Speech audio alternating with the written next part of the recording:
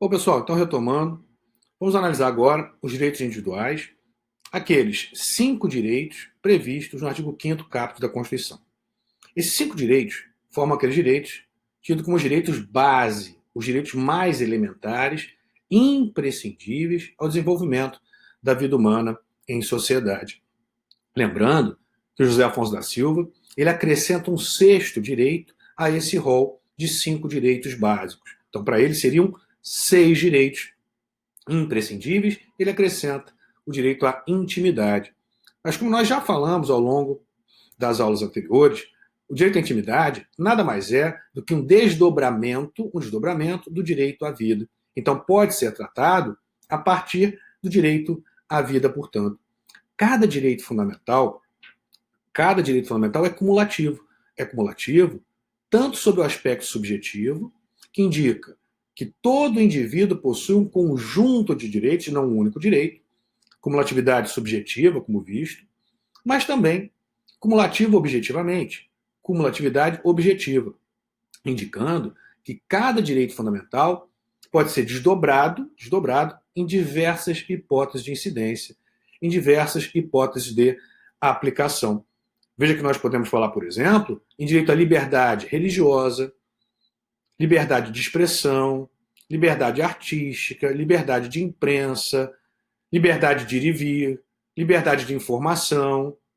Então, a liberdade é desdobrada em diversos aspectos, assim como o direito à vida, que engloba propriamente o direito de nascer, o direito de não ter interrompido a sua vida por processos artificiais, o direito à integridade física, o direito à integridade moral, todos os desdobramentos de um mesmo direito, ou melhor, de um mesmo bem jurídico, qual seja vida. Então, esses 5 direitos básicos, ou para o José Afonso da Silva 6, nós vamos tratar como 5, indicados lá no artigo 5º. Olha lá. Todos são iguais perante a lei, sem distinção de qualquer natureza, garantindo-se aos brasileiros e aos estrangeiros residentes no país a inviolabilidade do direito à vida, 1. Liberdade, 2. Igualdade, 3. Segurança, 4. E propriedade, 5. Tá? Então nós teríamos aqui, como dito, aqueles 5 direitos mais elementares, mais fundamentais, imprescindíveis. Merece aqui uma anotação importante. Esses 5 direitos fundamentais são dotados não apenas de fundamentalidade formal, mas também são fundamentais materialmente. Fundamentalidade substancial. Significa dizer que eles estão, por óbvio, previstos na Constituição, integram a norma fundamental do Estado, por isso são dotados de fundamentalidade formal, são, portanto, aquele fundamento de validade de todo o sistema jurídico. Mas o mais importante aqui é que esses direitos são fundamentais materialmente. São aqueles direitos imprescindíveis à vida em sociedade, ao menos imprescindíveis para o Constituinte. O Constituinte entendeu como aqueles direitos imprescindíveis à vida em sociedade. A partir dessa ideia de imprescindibilidade desses 5 direitos, todos os demais direitos estabelecidos na Constituição são desdobramentos desses 5 direitos fundamentais. Esses 5 direitos mais fundamentais, se é que a gente pode chamar assim. Desses 5 direitos imprescindíveis. Desses 5 direitos base. Desses 5 direitos elementares. Tá? Materialmente fundamentais. Então, mesmo falando, por exemplo, em um direito coletivo, nós podemos dizer que o direito coletivo é uma expressão de algum desses 5 direitos base. Por exemplo, liberdade de associação é um desdobramento do direito à liberdade. Nacionalidade é um desdobramento do próprio direito à vida, o direito à pertença, a integrar aquela comunidade, que também se desenvolve como direito à honra, direito ao nome, direito à família. Então são desdobramentos. Os direitos políticos são também desdobramentos desses 5 direitos mais elementares.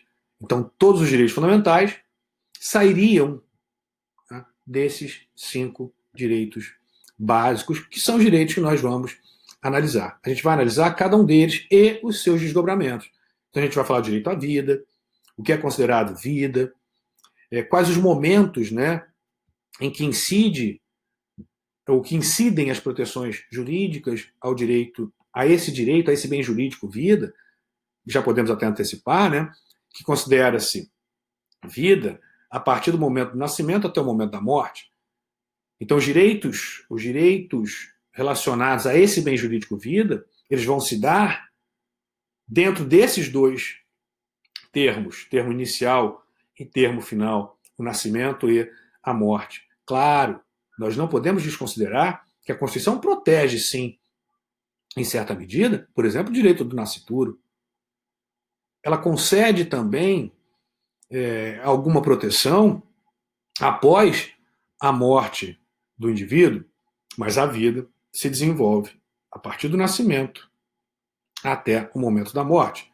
Então você tem aqui termos que delimitam o que você considera vida. Então a gente vai analisar o bem jurídico vida a partir desse termo inicial até o termo final. Vamos falar um pouco do aborto, vamos falar da pena de morte. Claro, vou citar a questão de interrupção da gravidez em caso de anencefalia, de feto anencefálico. Vamos fazer isso com todos esses 5 direitos. Analisar o direito base e também os seus desdobramentos. Vamos lá para o nosso quadro. Então, direitos individuais. Direitos individuais são direitos fundamentais próprios do homem indivíduo. Porque são titularizados e exercidos por pessoas individualmente consideradas. Veja esse detalhe, por pessoas individualmente consideradas. Mas não se exclui aqui os direitos coletivos como desdobramento desses direitos individuais. Por isso é que alguns autores dizem que não há verdadeiramente um direito coletivo, mas um direito individual de expressão coletiva.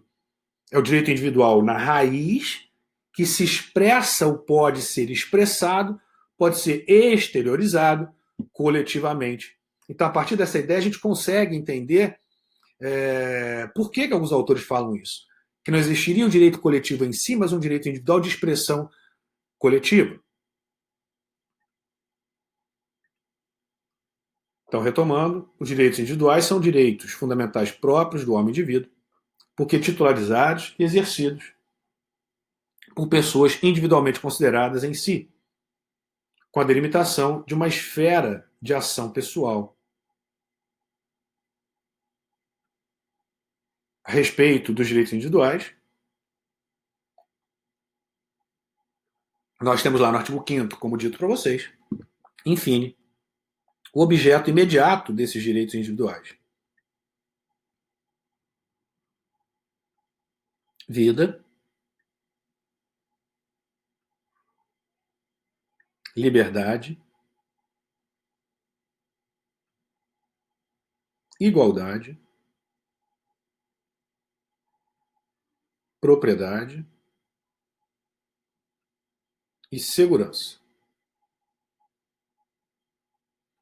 A intimidade, como nós já destacamos, nós também vamos cuidar, claro, mas vamos cuidar da liberdade dentro do direito à vida. Então nós teríamos aqui os 5 direitos base. Então, começando com o direito à vida. Então, primeiro, talvez, aquele que na ordem tenha uma importância primária é o direito à vida. Porque sem vida não há liberdade. Alguns dizem que sem liberdade também não há vida. Mas sem vida, por óbvio, que não há liberdade. Sem vida, não há igualdade. Sem vida, não há segurança. Sem vida, não há propriedade. Então, a vida é o mais elementar dos direitos fundamentais. Se os 5 direitos fundamentais são os direitos base mais elementares, a vida é o elementar do elementar. A vida comporta, então veja, o direito individual, cujo objeto a vida é a vida, comporta, engloba. Aqui a gente está vendo a cumulatividade objetiva. O direito à vida propriamente, bem jurídico vida, que pode ser desdobrado em direitos relativos à integridade física, englobando o direito ao próprio corpo e direito às partes separadas do corpo. Conforme artigo 5º, inciso 3 da Constituição, a gente vai ver separadamente cada uma dessas situações. Mas olha lá o que diz no artigo 5º, inciso 3. Ninguém será submetido à tortura nem a tratamento desumano ou degradante. Olha aqui o aspecto integridade física. Um dos aspectos desse direito à vida. Também temos que falar em direito à vida como direito à integridade moral. E aqui você vai perceber que nós inserimos o direito à intimidade.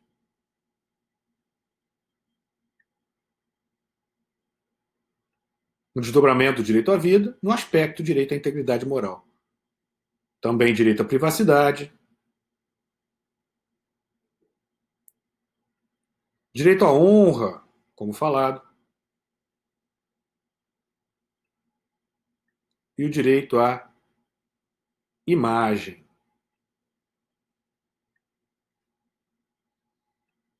Veja lá o inciso 5. É assegurado o direito de resposta proporcional ao agravo, além de indenização por dano material, moral ou à imagem. Veja lá. Ou à imagem. E pegue lá o inciso 10. São invioláveis a intimidade. Olha a intimidade aí. A vida privada. Olha aqui o privacidade. A imagem das pessoas. A imagem das pessoas. Assegurado o direito à indenização por dano material ou moral decorrente de sua violação. Então nós temos aqui a vida e os seus desdobramentos. A gente vai analisar todos esses aspectos.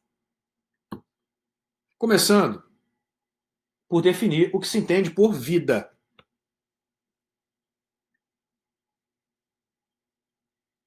A vida humana é entendida como complexo de propriedades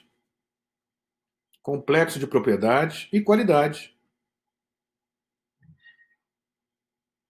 graças às quais as pessoas naturais se mantêm em contínua atividade funcional. Veja que, se o indivíduo ainda tem atividade neurológica, cerebral, entende-se que ele ainda está vivo, mesmo em coma. Vida essa que se desenvolve. Aqui nós temos o termo inicial e o termo final. Entre o nascimento e a morte.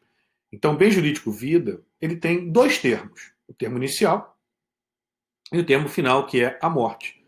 Então, todos os aspectos que nós vamos analisar vão se dar dentro desses dois períodos, dentro desses dois termos. Do termo inicial, o momento do nascimento, e o termo final da vida, que é a morte. Como eu já destaquei, não podemos esquecer, olha lá, que a ordem jurídica, o sistema jurídico brasileiro, não necessariamente todo e qualquer país, tá?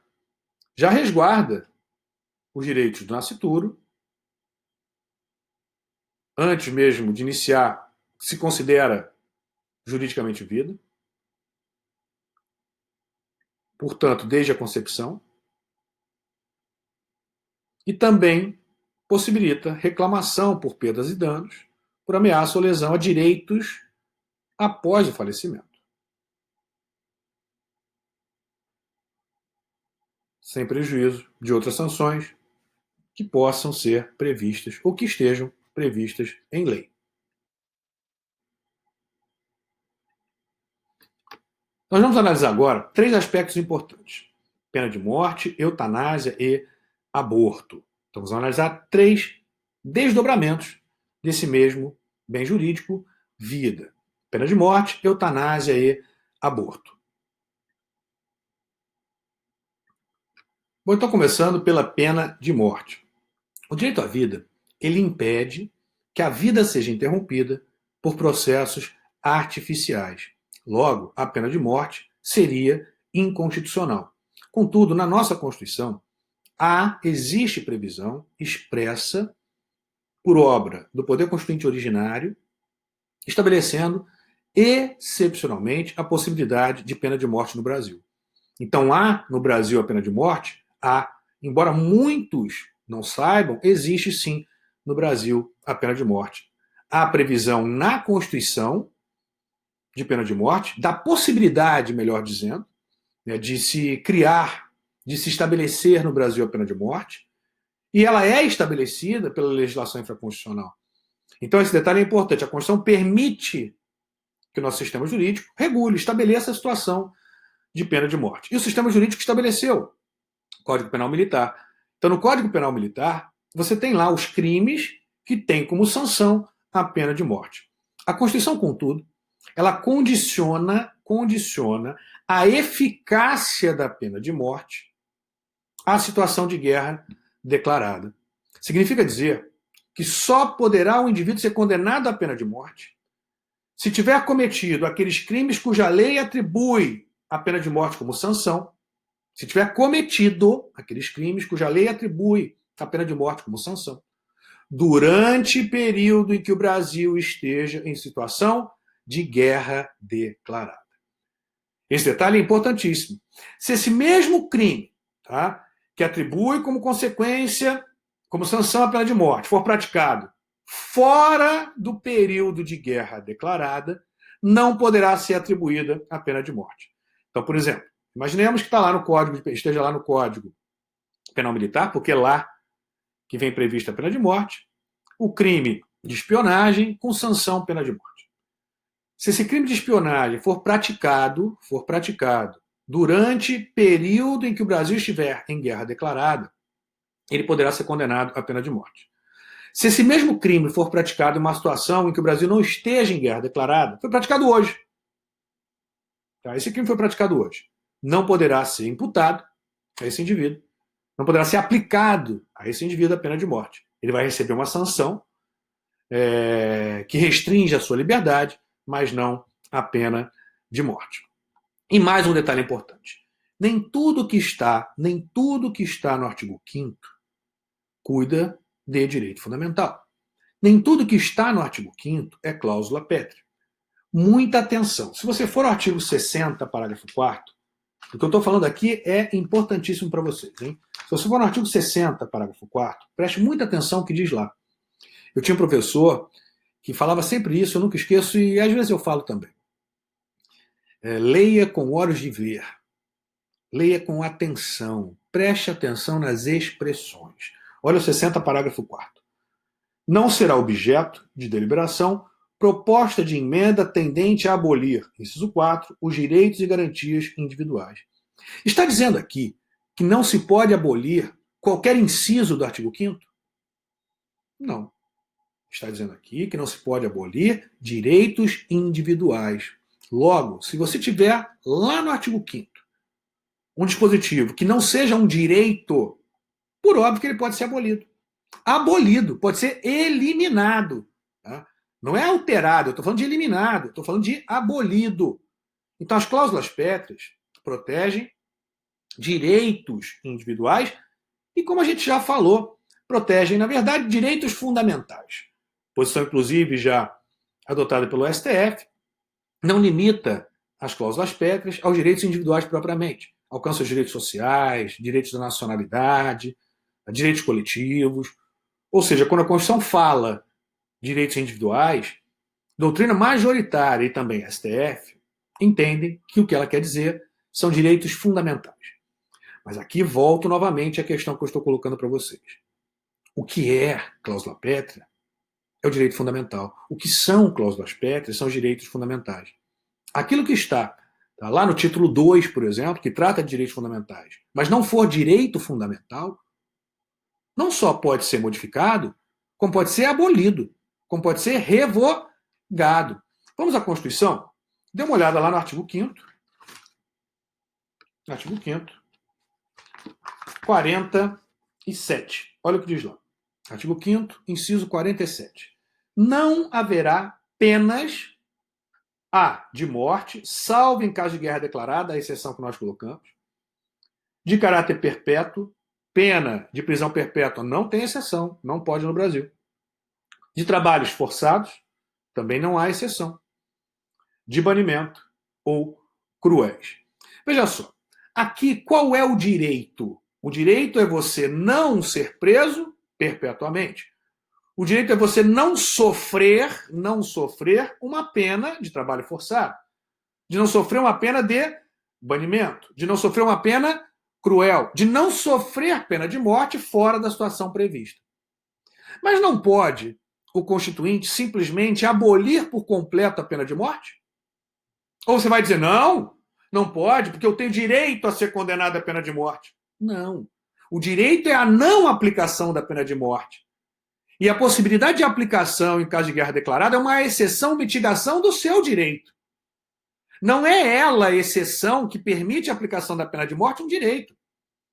Então a pena de morte pode ser abolida? Pode, claro que pode ser abolida. A hipótese excepcional de pena de morte pode ser abolida? Claro que pode ser abolida. Porque a possibilidade de incidência, de aplicação desse dispositivo da pena de morte não é o direito. Pelo contrário, é uma exceção, é uma mitigação ao direito a não ser condenado à morte. Isso é muito importante. Tá? Então, o que não for direito, pouco importando se está no artigo 5º, se está no título 2, não é direito, pode, portanto, ser abolido, mesmo estando lá no artigo 5º, mesmo estando no título 2. Porque lá no artigo 60, parágrafo 4º, o que se protege, veja só, não é o artigo 5º, não é o título 2 da Constituição. O que se protege são direitos individuais na expressão utilizada pelo Constituinte ou fundamentais na interpretação majoritária da doutrina e da posição que vem prevalecendo no STF. Retomando, portanto, a pena de morte, então o Brasil tem, sim, previsão constitucional quanto à possibilidade de pena de morte, excepcional, mas tem, e essa pena de morte é regulada no Brasil pela legislação infraconstitucional, pelo Código Penal Militar, que estabelece lá os crimes que tem como sanção pena de morte. Sanção essa que, para ser aplicada, depende do crime ter sido praticado durante estado de guerra declarada. Se o crime foi praticado antes do Brasil estar em guerra declarada e depois o Brasil declara guerra, não pode ser aplicado durante esse período de guerra declarada para esse indivíduo que praticou o crime antes a pena de morte. Esse detalhe você não pode esquecer. Você não pode descuidar. Então a pena de morte só poderá ser aplicada para aqueles crimes que forem cometidos durante situação em que o Brasil estiver em estado de guerra declarado. Porque o Constituinte entende que esses crimes praticados nesse período em que o Brasil está em estado de guerra, tá, são aqueles mais graves. Porque o Brasil está em estado de guerra. O indivíduo pratica crime contra o Brasil nesse período. Então se justificaria, a juízo do Constituinte originário, a aplicação da pena de morte. Agora, se ele praticou antes, vai ser sancionado, vai ter sanção, restrição de liberdade, mas não vai ser aplicado a ele a pena de morte. Tá? Mas vamos retomar o nosso quadro. A pena de morte é objeto de cláusula pétrea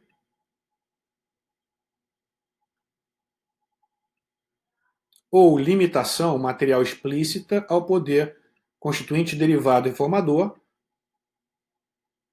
no sentido de que ela não pode ser ampliada, hein? Muito cuidado para você não confundir com o que a gente disse antes. Tá? A pena de morte pode ser abolida, mas ela não pode ser ampliada. Então, a exceção pena de morte, tá? Ou seja, a hipótese que se permite a pena de morte é a exceção ao direito à não pena de morte. Essa exceção não pode ser ampliada. Então, não posso ampliar para a situação, por exemplo, em que não se esteja em guerra declarada. Retomando.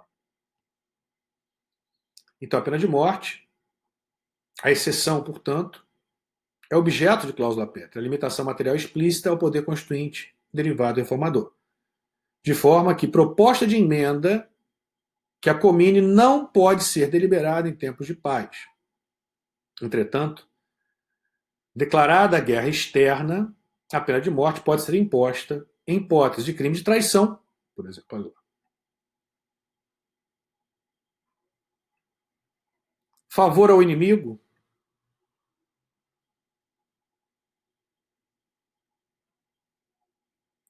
tentativa contra a soberania,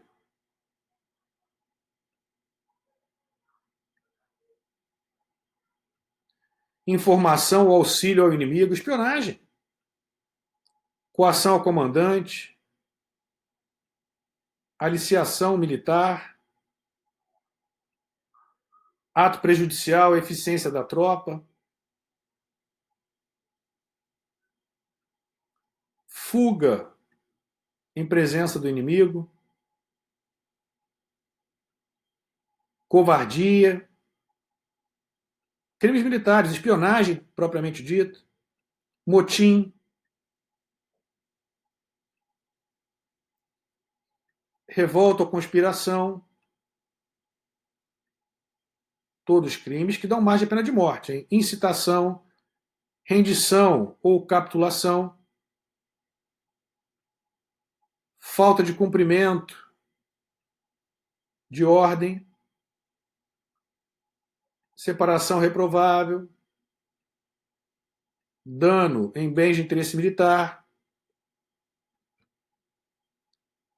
E aí segue abandono de comboio. Eu estou elencando todos para vocês, tá? Para que vocês tenham todas as hipóteses. Envenenamento, corrupção ou epidemia, recusa de obediência, oposição, violência contra superior ou militar de serviço, deserção em presença de inimigo, abandono de posto, libertação, evasão ou amotinamento de prisioneiros, violência carnal, olha aí, roubo ou extorsão, saque, homicídio ou genocídio. E olha a pena de morte no Brasil. Fuzilamento, olha só. Fuzilamento.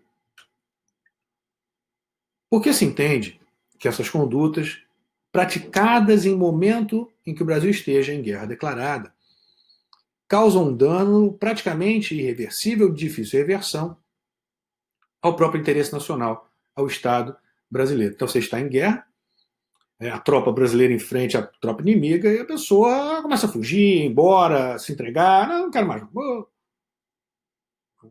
Ou espionagem, ou destrói, por exemplo, armamento brasileiro, são condutas que dão margem à aplicação dessa pena, da pena de morte.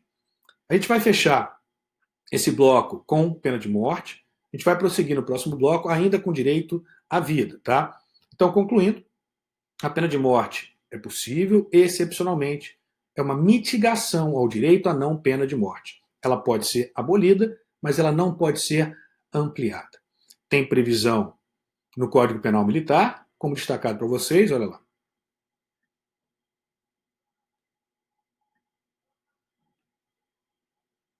No Código Penal Militar. Portanto, mas ela, pena de morte, não é o direito. O direito é o direito à não pena de morte. Exatamente por isso que ela não pode ser ampliada. Não pode haver uma restrição maior ao direito à não pena de morte. Então você não pode criar outras situações de pena de morte fora da situação de guerra declarada. Tá? Pode criar outros tipos penais, cuja conduta praticada durante o estado de guerra dá margem à pena de morte. O que eu não posso é ampliar o alcance da pena de morte para alcançar situações crimes praticados fora do período em que o Brasil esteja em guerra declarada. E como eu disse, não esqueça isso em prova. Se ele pratica o crime, aqueles crimes, fora do período em que o Brasil está em guerra declarada, se posteriormente o Brasil declara guerra, não pode se aplicar esse crime praticado antes a pena de morte. Tá? Bom, vamos fechar aqui. A gente prossegue no próximo bloco, ainda com direito à vida.